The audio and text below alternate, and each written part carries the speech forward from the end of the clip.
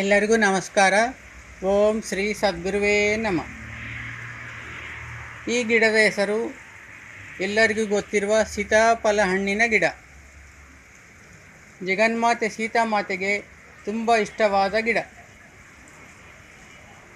ಆದ್ದರಿಂದ ಈ ಗಿಡಕ್ಕೆ ಸೀತಾಫಲ ಗಿಡ ಎಂದು ಹೆಸರು ಬಂದಿದೆ.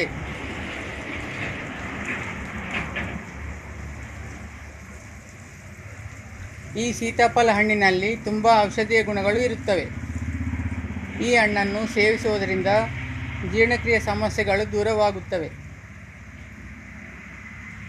ಸೀತಾಫಲ ಗಿಡದ ಎಲೆಗಳಲ್ಲಿ ತುಂಬ ಔಷಧೀಯ ಗುಣಗಳು ಇರುತ್ತವೆ.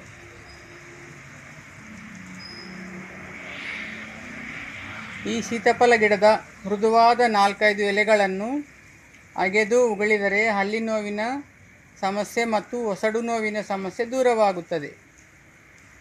ಇನ್ನೊಂದು ಉಪಾಯವೆಂದರೆ 1 ಗ್ಲಾಸ್ ನೀರಿನಲ್ಲಿ 4-5 ಎಲೆಗಳನ್ನು ಕುದಿಸಿ ಸೋಯಿಸಿ ಉಗುರು ಬೆಚ್ಚಗೆ ಇರುವಾಗ ಬಾಯಲ್ಲಿ ಈ ನೀರನ್ನು ಪುಕ್ಕಳಿಸುವುದರಿಂದ ಹಲ್ಲು ನೋವಿನ ಸಮಸ್ಯೆ ಮತ್ತು ಒಸಡು ನೋವಿನ ಸಮಸ್ಯೆ ನಿವಾರಣೆಯಾಗುತ್ತದೆ.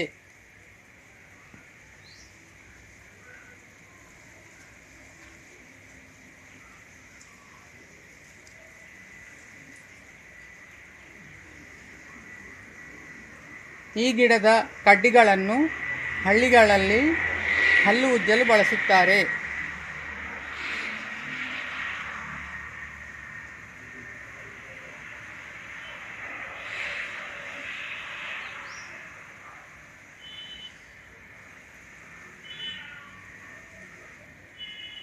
ಈ ಗಿಡದ ಎಲೆಗಳನ್ನು ನಿಮ್ಮ ಅಂದಾಜಿಗೆ ತಕ್ಕಂತೆ ರೊಟ್ಟಿ ಮಾಡುವ ಹೆಂಚಿನ ಮೇಲೆ 4-5 ಸಾಸಿವೆ ಎಣ್ಣೆಯ ಹನಿಗಳನ್ನು ಹಾಕಿ ಸೀತಾಫಲ ಎಲೆಗಳನ್ನು ಉಗುರು ಬೆಚ್ಚಗೆ ಮಾಡಿ ಆ ಎಲೆಗಳನ್ನು ಮೊಳಕಾಲಿನ ಮೇಲೆ ಕಟ್ಟಿಕೊಂಡರೆ ಕಾಟನ್ ಬಟ್ಟೆಯಿಂದ ಕಟ್ಟಿಕೊಳ್ಳಬೇಕು ಅಥವಾ ಸುತ್ತಿಕೊಳ್ಳಬೇಕು. ನಂತರ 1-2 ತಾಸಿನ ನಂತರ ಬಿಚ್ಚಿದರೆ ಕಾಲುಗಳ ನೋವಿನ ಸಮಸ್ಯೆ ದೂರವಾಗುತ್ತದೆ ಎಂದು ನಾಟಿ ವೈದ್ಯರು ಅಭಿಪ್ರಾಯಪಟ್ಟಿದ್ದಾರೆ. Thank you for watching. Please subscribe, like and share.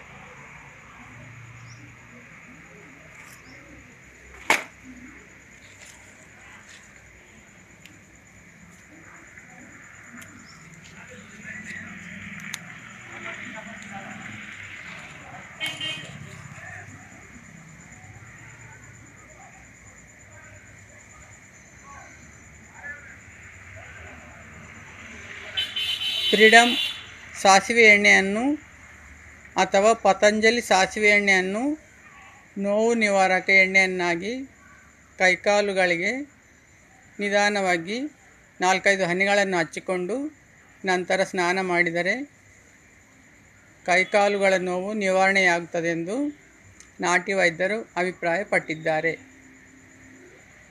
ಈ ಎಣ್ಣೆಯನ್ನು ನೋವು ನಿವಾರಕ ಎಣ್ಣೆಯನ್ನಾಗಿ ಬಳಸಬಹುದೆಂದು ತಿಳಿಸಲಾಗಿದೆ. ಅಥವಾ ಪತಂಜಲಿ ಕಂಪನಿಯ ಎಣ್ಣೆಯನ್ನು ಬಳಸಬಹುದು ಅಥವಾ ಬೈದ್ಯನಾಥ್ ಕಂಪನಿಯ ಸಾಸಿವೆ ಎಣ್ಣೆಯನ್ನು ಸಹ ಬಳಸಬಹುದು ಎಂದು ತಿಳಿಸಲಾಗಿದೆ.